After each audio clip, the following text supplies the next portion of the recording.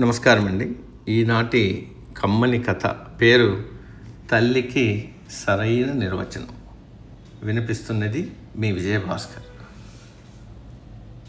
ఒక ఆమె visa application కోసం వెళ్ళినప్పుడు అక్కడ అధికారి అప్లికేషన్ ఫారం పూర్తి చేస్తూ మీరే పని చేస్తుంటారు అని అడిగాడు.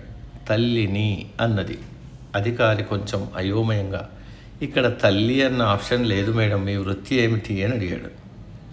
పిల్లల అభివృద్ధి అనే అంశంపై నేను రీసెర్చ్ స్కాలర్ని అని సమాధానం ఇచ్చింది గృహిణి. అధికారి మరింత అయోమయంతో, మీరు ఈ రీసెర్చ్ ఎక్కడ చేస్తున్నారు అని ప్రశ్నించారు. మా ఇంట్లో అన్నది తల్లి. అధికారి మరింత అయోమయంతో చూశారు. ఈ రీసెర్చ్ చాలా సంవత్సరాల నుంచి చేస్తున్నాను.